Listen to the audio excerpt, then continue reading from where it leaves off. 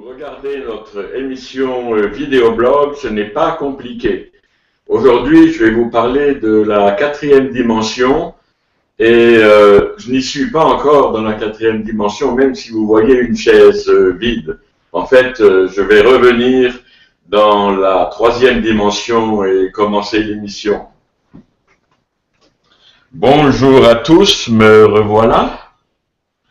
Mon nom est Bernard Dreyer et mon épouse Pam et moi, nous faisons une émission vidéo, un blog vidéo en direct tous les 15 jours pour rejoindre les personnes qui parlent anglais et français. Mon épouse fait l'émission en anglais et je la répète en français. Il s'agit de la même émission. Pour plus d'informations concernant nos émissions, veuillez visiter le site web www.ictusnetlive.com. Je répète cela pour si des personnes nous regardent plus tard en différé sur YouTube. Le titre de l'émission d'aujourd'hui est « La quatrième dimension dans la Bible », une introduction à ce sujet. Dans 2 semaines, nous allons voir quelque chose d'autre concernant la quatrième dimension et le sous-titre en sera « La terre plate et la croix qui représente l'amour de Dieu ». Pour ces 2 émissions, nous allons simplifier autant que nous le puissions en gardant à l'esprit que ce n'est pas compliqué et que vous n'êtes pas tous des mathématiciens. Donc, nous allons garder ceci à un niveau pas compliqué et nous allons ajouter les illustrations nécessaires. Dans le monde qui nous entoure, dans notre création, le nombre 4 apparaît souvent.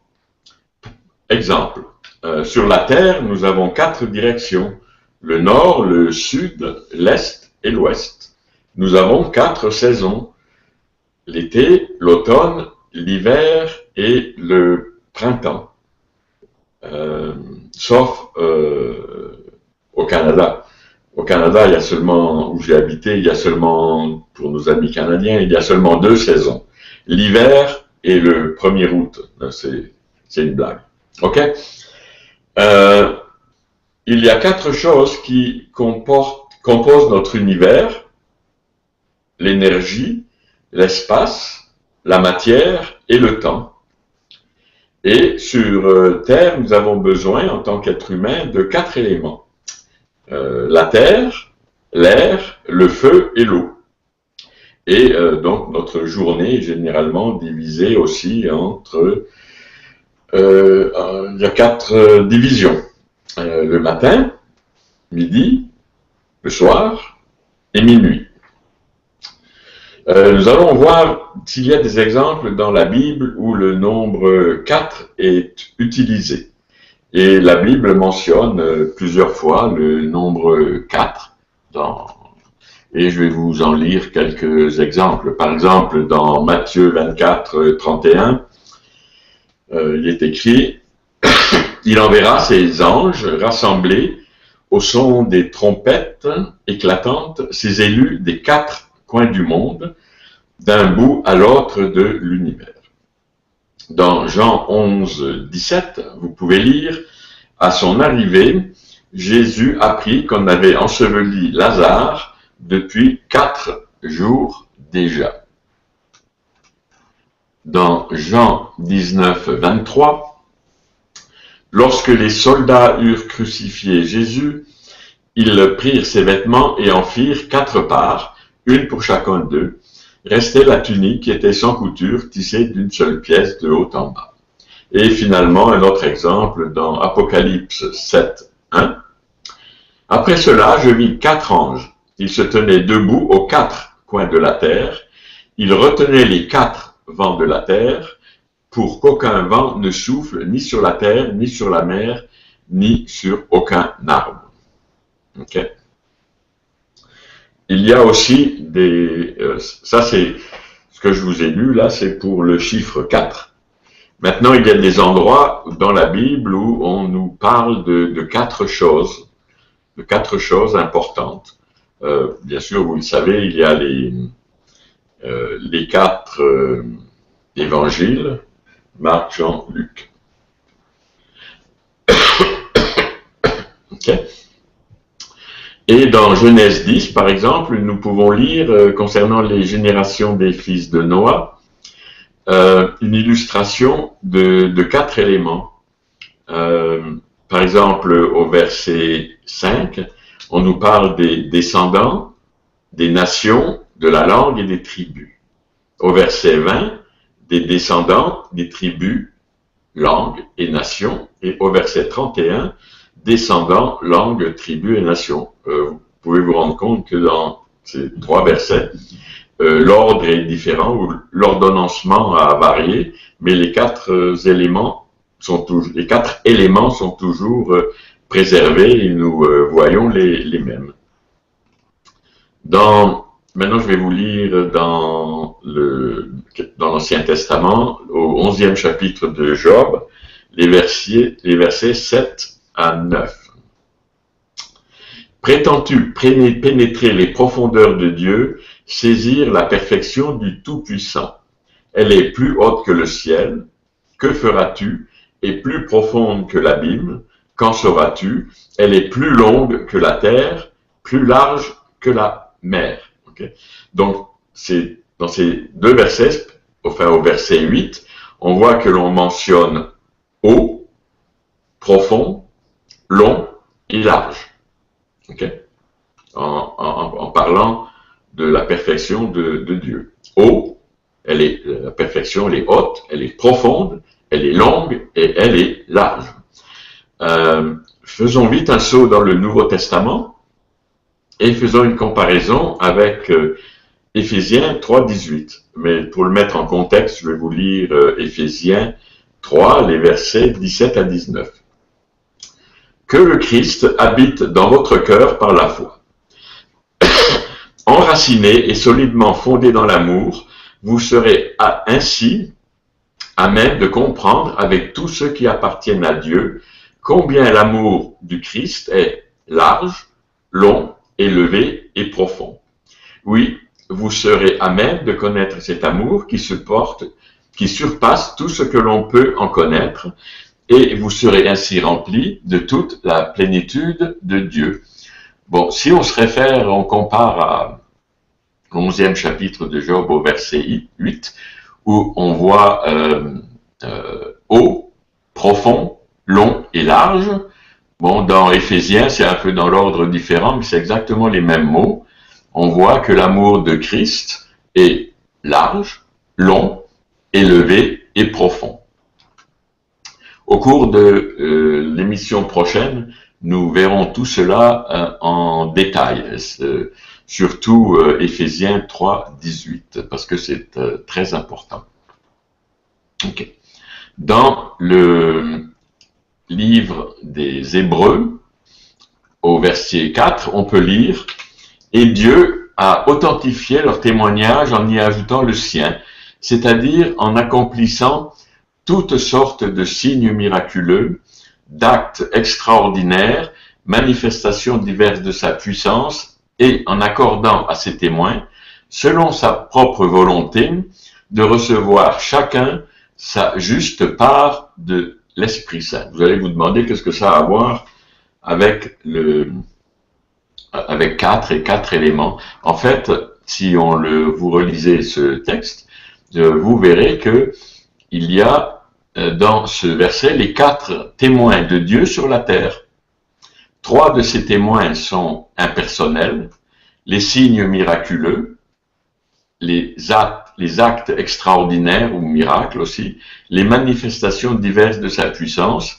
Ça, c'est impersonnel, c'est pour tout le monde, et un qui est personnel, qui est décrit comme dans cette traduction la juste part de l'Esprit Saint, mais qui est référé dans les autres traductions par les dons de l'Esprit, et vous devez vous le comprendre comme les dons de l'Esprit. Dans Apocalypse chapitre 21, au verset 16 et 17, nous pouvons lire. La ville était bâtie en carré, sa longueur égalait sa largeur. L'ange mesura donc la ville avec son roseau et trouva 12 000 stades. Sa longueur, sa largeur et sa hauteur étaient d'égale dimension. Donc, vous voyez une ville dont on parle de longueur, largeur, hauteur, qui correspond à 3 dimensions. Maintenant, au verset 17 du même chapitre, on peut lire « Il mesura ainsi la muraille et trouva 144 coudées d'après la mesure humaine envoyée par l'ange. » Donc, si on regarde de nouveau au verset 16, où on dit que la nouvelle Jérusalem avait une longueur, une largeur et une hauteur qui étaient égales. Donc, si on a un objet dont la longueur, la largeur et la hauteur sont égales, on appelle ça un cube. Et les murailles de la ville sont donc dans une autre dimension. Finalement, les murs représentent pour la nouvelle Jérusalem une 4e dimension. Donc, nous allons voir un peu en détail pour que vous puissiez mieux comprendre quelles sont les différentes dimensions spatiales, dimensions dans l'espace ou du monde qui nous entoure. Okay? La première dimension qui existe est la dimension 0. Et la dimension 0, en géométrie, est un point, représente un point. Donc, un point dans la dimension 0 n'a aucune épaisseur, il est infiniment petit, mais c'est tout ce qui existe, un point. Okay? Là, il est bien gros, là, mais en fait, le point, en géométrie, n'a aucune dimension. Maintenant, nous allons passer à la première dimension, quelque chose qui a une dimension. Quelque chose qui a une dimension, là, je vais vous montrer une ligne. Bon, j'ai pris une corde, là, une ligne. Ça, c'est, on se trouve en une dimension. Donc, une ligne, et une ligne n'a pas d'épaisseur aussi, mais pour que vous puissiez la voir, là, je vous montre une ligne qui a une épaisseur. Donc, ceci est un objet géométrique dans notre monde, qui est une ligne qui a une dimension. Et une ligne, finalement, est formée de points. Bon, j'ai montré les points que je vous avais utilisés d'abord, et cette ligne ici est formée de points, et puis avoir une infinité de points. Alors, ceci, c'est pour une dimension. Maintenant, nous allons explorer rapidement et voir ce que est une dimension, quelque chose à 2 dimensions. 2 dimensions, comme vous le savez, vous l'avez appris en géométrie, à l'école, même à la petite école, est une surface. Alors, je prends cette feuille de papier ici, qui est une surface, et la surface est formée de lignes. Okay. Et donc, les lignes que j'avais avant, là, formées de points, okay, forment une surface. Et une surface à 2 dimensions, c'est quelque chose de plat, qui n'a pas d'épaisseur, mais qui peut être grand, même infini dans les 7 dimensions et 7 dimensions. Mais rappelez-vous, c'est formé de lignes, et c'est une ligne est formée de points. Maintenant, nous allons voir quelque chose que vous connaissez mieux, qui est 3 dimensions. Okay? Là, quelque chose qui est en 3 dimensions. Si on regarde ce qui nous entoure, je regarde cette pièce ici, ce bureau, vous avez la largeur du bureau, vous avez la longueur du bureau et vous avez la hauteur du bureau. Donc, nous avons les 3 dimensions. okay, auquel nous sommes habitués. Et quelque chose en 3 dimensions est généralement un volume qui est limité par des surfaces. Un volume qui est constitué de surfaces. Si je prends l'exemple de cette pièce, ici, de ce studio, je vous ai expliqué que nous avions la longueur, nous avions la largeur, et nous avons la hauteur. Bon. Mais ce volume, en 3 dimensions, est limité par des surfaces. Par exemple, ici, nous avons un mur, ici, nous avons un autre mur, là, nous avons le plancher, et nous avons en haut le plafond. Donc, ces surfaces limitent le volume de cette pièce en 3 dimensions.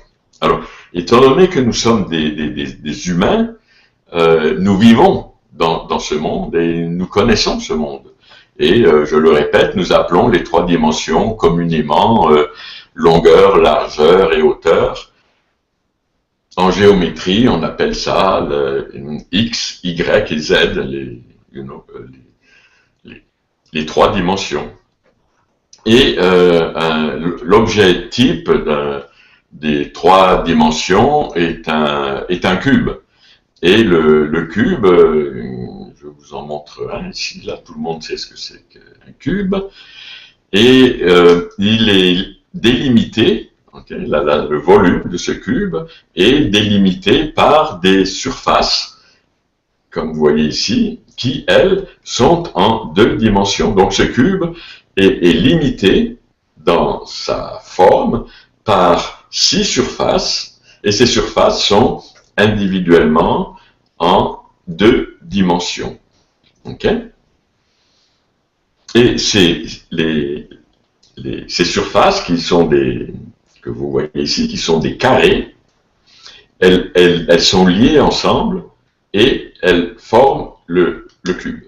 Okay? Maintenant, nous avons vu ce cube en 3 dimensions. Non. Que se passe-t-il si nous décidons d'ouvrir le cube, d'ouvrir les différentes facettes du cube, les différentes faces du cube, et de le transformer en 2 dimensions, c'est-à-dire le transformer sur la surface que j'avais ici, qui est plate. Alors, pour illustrer ceci, j'ai un cube ici, okay, et ce cube est le même que ce cube. Okay, c'est la même chose, en 3 dimensions. Mais ce cube, je vais l'ouvrir, je vais le déplier, et je vais le regarder comme ceci,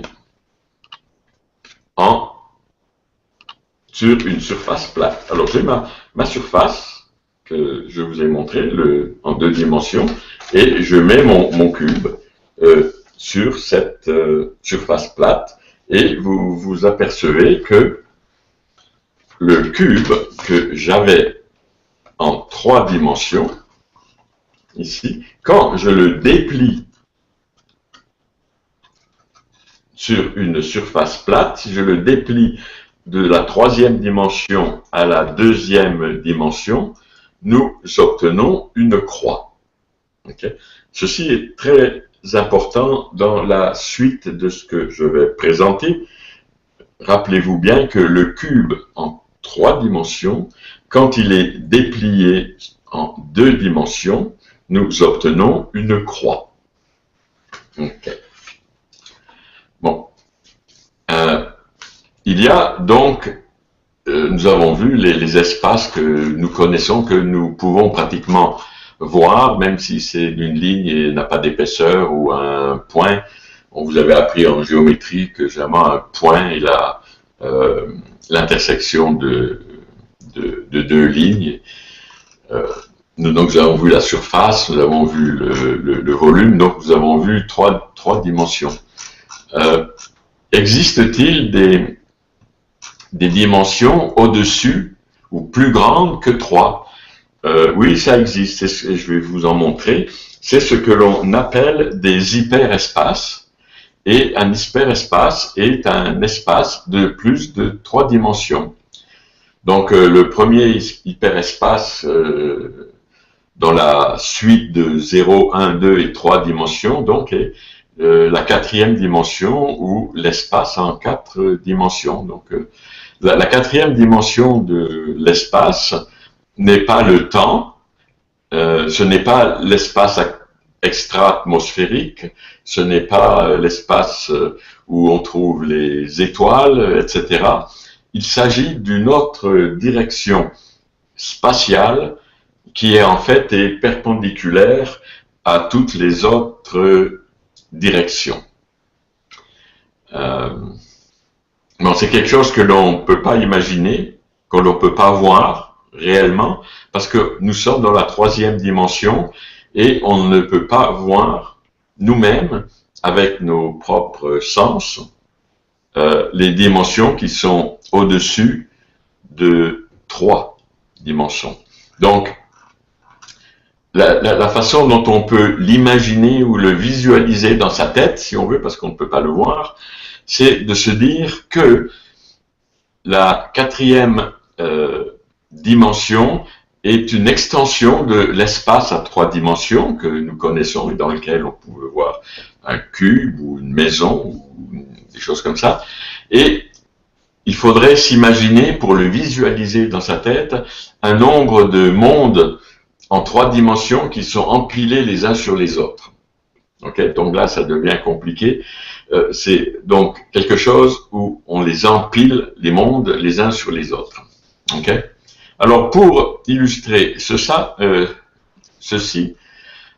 je vais vous montrer à quoi pourrait ressembler quelque chose un objet en 4 dimensions. On ne peut pas le voir, mais on peut voir certaines de ces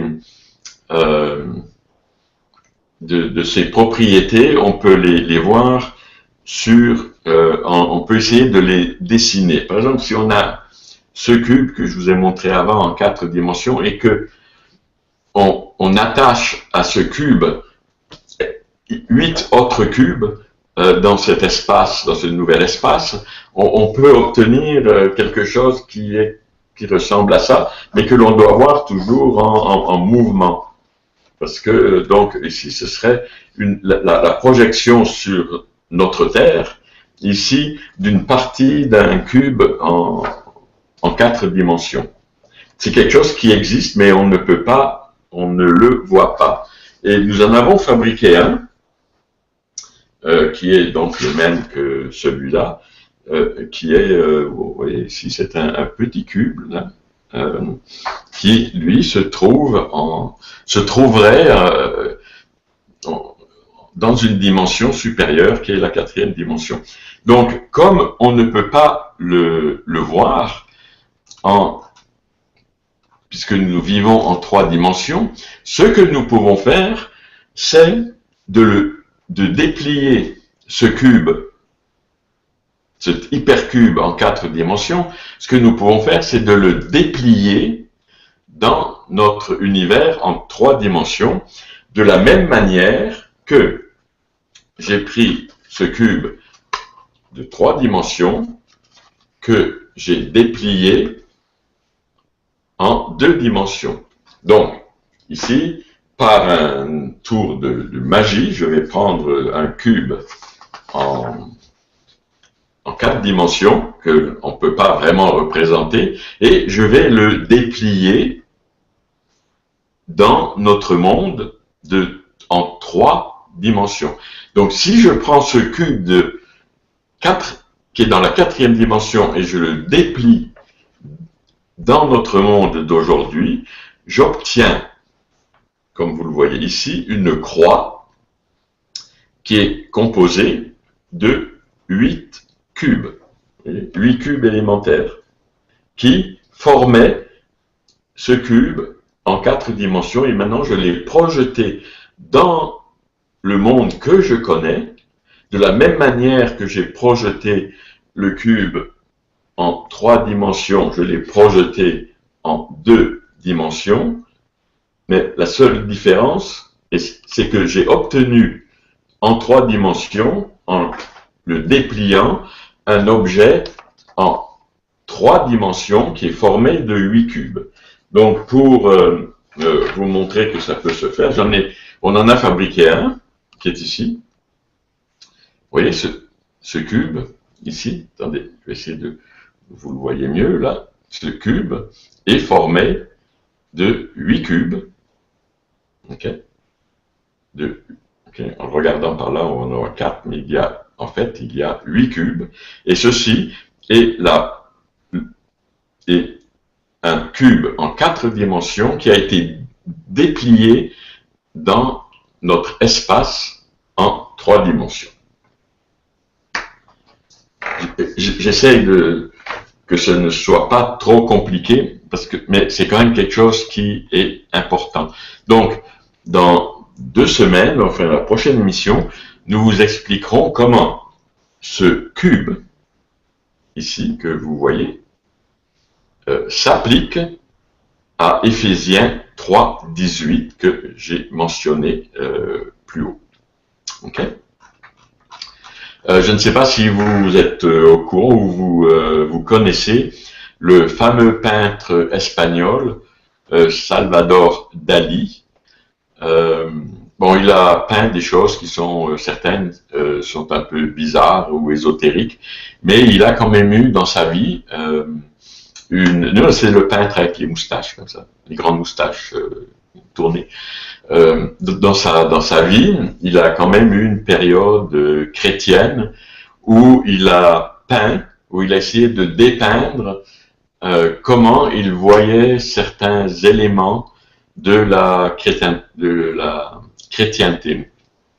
Et il a essayé de capturer dans une de ses peintures l'amour infini de Dieu dans une œuvre qui se trouve d'ailleurs, je pense, si mes souvenirs sont bons, au musée de New York.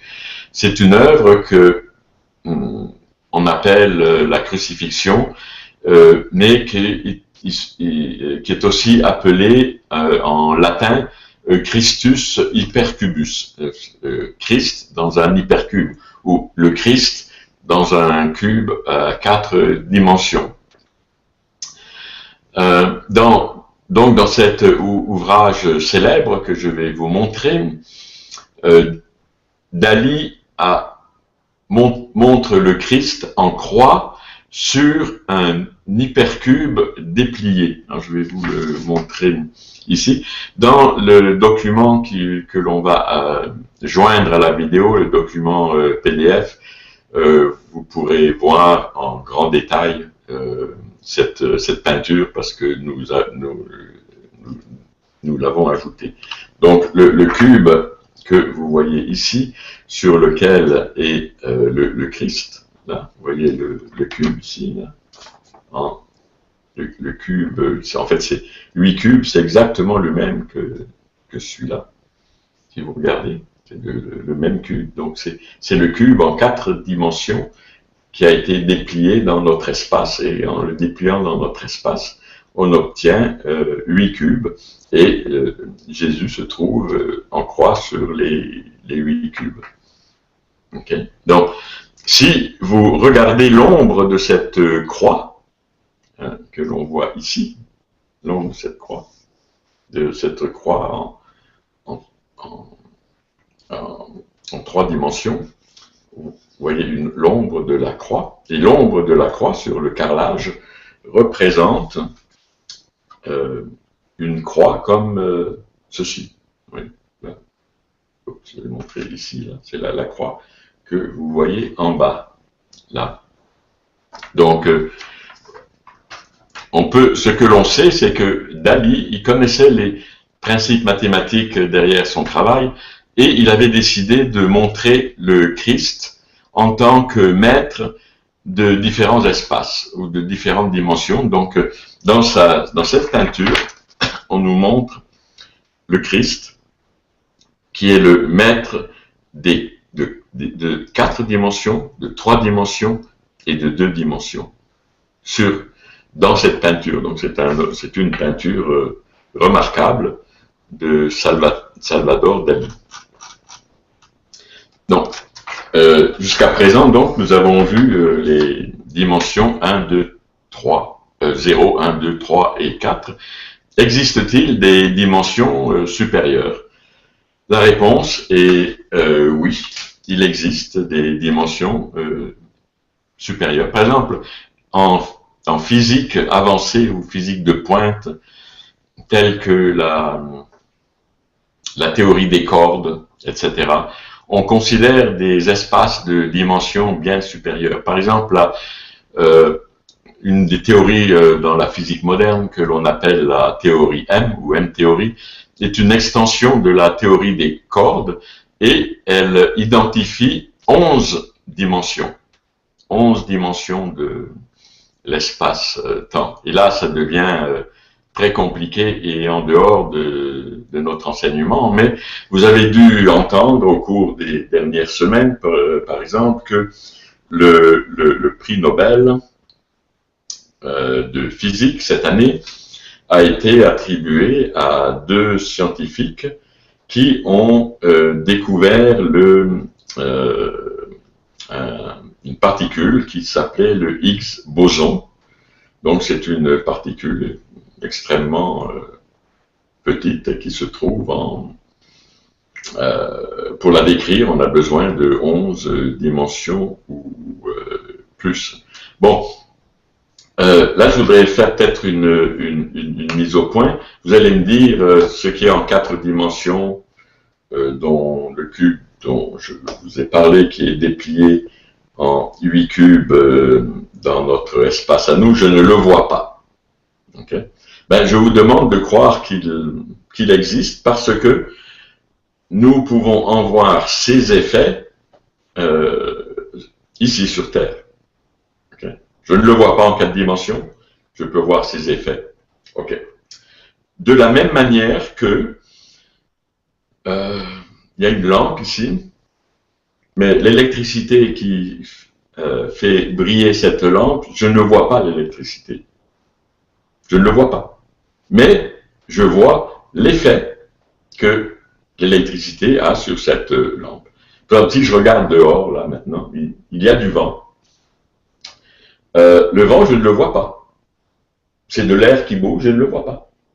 Mais je vois que les feuilles de l'arbre qui est devant ma fenêtre sont en train de bouger. Donc, il y a du vent. Mais je ne vois pas le vent, mais je vois son effet. Bon, c'est exactement la même chose. Si je prends, par exemple, je vais prendre si je prends de mes cheveux, là, ok? C'est petit, c'est très petit. Ok, un cheveu, c'est petit, mais un cheveu là, est composé d'atomes, mais je ne les vois pas. Et c'est des atomes qui ont des particules qui vibrent. Je ne les vois pas. Mais je pense qu'elles existent. On m'a dit je sais qu'elles existent parce que j'en vois le résultat. Le résultat, c'est ça, c'est une boucle de cheveux. Mais je ne vois pas les atomes. Donc, nous sommes constitués, nous, d'atomes, êtres vivants, nos murs, notre ordinateur, tout ça, c'est fait d'atomes. Mais je ne vois pas les atomes individuels. Mais je vois le résultat de ces atomes ensemble. Donc, ceci, c'est pour dire que, effectivement, il y a des choses que nous devons admettre, même si on ne les voit pas. Okay. Maintenant, est-ce qu'il y a dans la Bible des hyperespaces ou des espaces de plus que 3 dimensions? Il y a plusieurs cas qui pourraient montrer l'existence d'hyperespaces, donc d'espaces supérieurs à 3 dimensions, donc des espaces à 4 dimensions dans la Bible. Je vais vous donner quelques exemples. C'est juste des exemples, vous faites avec ce que vous voulez, mais ça pose une question. Nous avons dans le passage d'Élie et la veuve, où la veuve est en mesure d'obtenir un volume de farine supérieur au volume des récipients. Okay? Elle met de la farine dans les récipients et elle en obtient plus que les récipients. On trouve ça dans 1 Roi 17 au verset 15 et 16. La femme partit et fit ce qu'Élie lui avait demandé. Pendant longtemps, elle eut de quoi manger, elle et sa famille, ainsi qu'Élie. Le pot de farine ne se vide pas et la jarre d'huile non plus, conformément à la parole que l'Éternel avait prononcée par l'intermédiaire d'Élie. Okay? Donc, il y a eu plus de farine qu'elle n'en avait au départ. Okay. Il y a aussi d'autres passages que l'on peut interpréter comme prouvant l'existence de dimensions supérieures.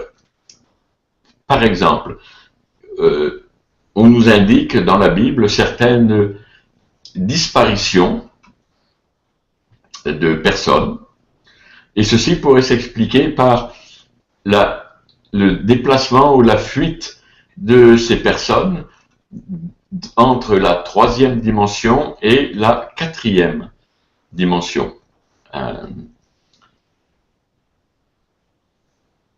Et nous le montrerons dans 2 semaines, lors de la prochaine émission, comment ceci est possible. Mais par exemple, une personne, un être en 3 dimensions, comme celui-là, là, ouais, ça c'est un être, ouais, il est en 3 dimensions, okay, peut être transféré de notre espace dans un autre espace de dimension supérieure et il deviendra invisible pour nous qui sommes des êtres terrestres.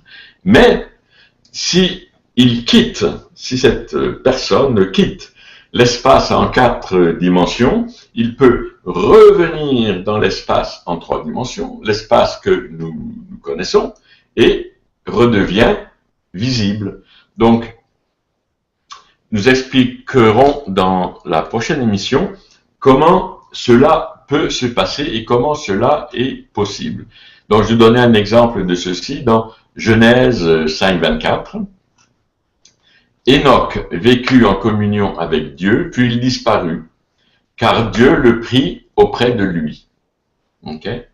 Donc, ça c'est dans l'Ancien Testament. Dans le Nouveau Testament, on nous parle d'Enoch aussi, dans Hébreux, au chapitre 11, au verset 5.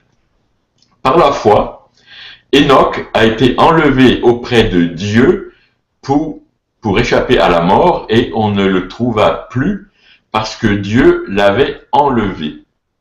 Okay? Donc, on voit, il a été enlevé, comme je l'avais enlevé, là. C'est pas Enoch, ça c'est Tweety, mais il est enlevé de notre espace et donc s'est retrouvé ailleurs, dans un autre espace. Ok? Et en effet, avant de nous parler de son enlèvement, l'Écriture lui rend témoignage et il était agréable à Dieu. Ok. La Bible contient aussi d'autres exemples d'apparitions qui pourraient être expliquées par l'utilisation ou la mise en œuvre de la 4e dimension.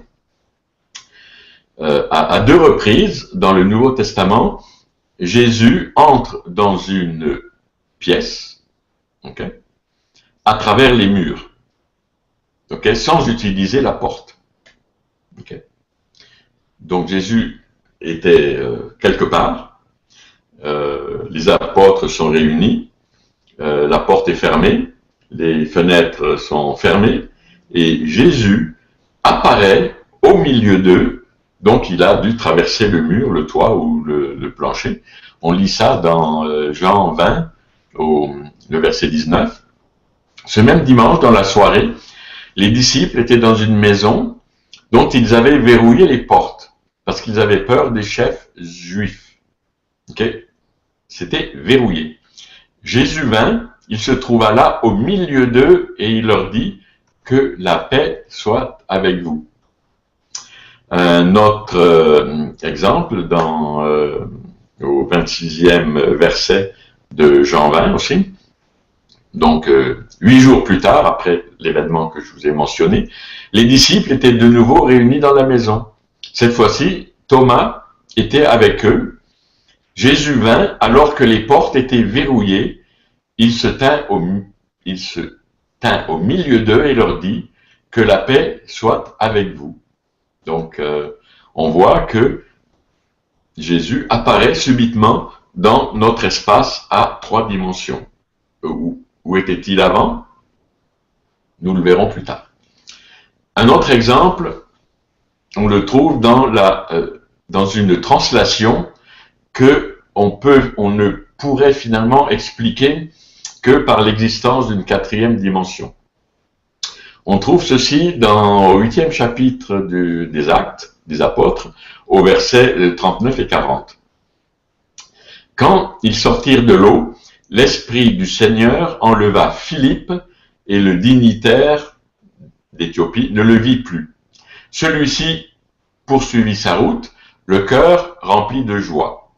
Jésus se retrouva à Ashdod, d'où il se rendit en Césarée en annonçant la bonne nouvelle dans toutes les localités qu'il traversait. Donc, Philippe se trouvait avec l'Éthiopien à un endroit et en un espace de temps 0, il se retrouvait à Césarée, donc dans un autre endroit où il a été translaté, alors que celui qui a été baptisé, qui était avec lui, a poursuivi sa route avec son chariot ou à pied.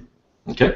Donc, nous vous expliquerons plus tard, dans 2 semaines, comment cela pourrait se faire et comment cela pourrait avoir eu lieu. Okay? Donc, c'est tout ce que j'ai à vous présenter pour aujourd'hui. Je pense que vous avez beaucoup à digérer là-dessus. Quand les notes vont être disponibles et attachées à la vidéo, je vous recommande de les lire et de regarder les dessins qui ont été inclus et les illustrations. Dans 2 semaines, nous allons voir un autre aspect de la 4e dimension, mais pour cela, je vous expliquerai d'abord la Terre plate. Supposons que la Terre soit plate, et qu'est-ce qui se passe avec la Terre plate? Et la croix qui représente l'amour de Dieu. Nous verrons comment nous pouvons expliquer que la croix représente l'amour de Dieu. Mais rappelez-vous une chose, c'est que, en fin de compte, ce n'est pas compliqué. Donc, s'il vous plaît, envoyez-nous vos demandes de prière, vos témoignages, et utilisez la page contact qui se trouve au bas de chaque page du site web www.ictusnetlive.com. Donc, si vous regardez cette émission en direct maintenant, et que vous connaissez des gens qui parlent français, s'il vous plaît, laissez-leur savoir que ce site web existe. Ce site web existe en anglais et en français. Okay? Ce n'est pas de la traduction Google, il a été traduit en bon français. Et les vidéos anglaises et en français sont aussi disponibles sur le canal YouTube.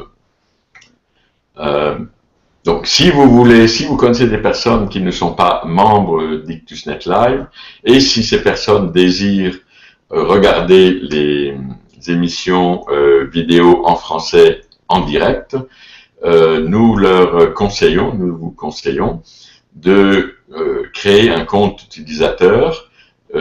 C'est gratuit et en se connectant ainsi, ils pourront voir d'une part les vidéos en direct, mais d'autre part, ils pourront participer aussi au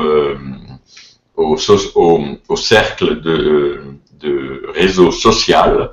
Ils pourront communiquer entre eux et nous avons aussi un forum de discussion auquel ils pourront participer.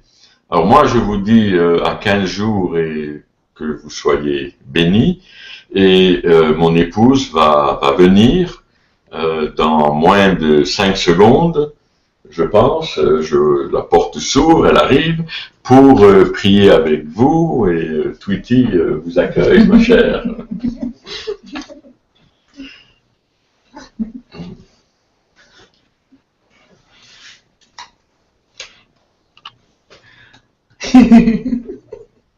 Okay. Donc, soyons sérieux.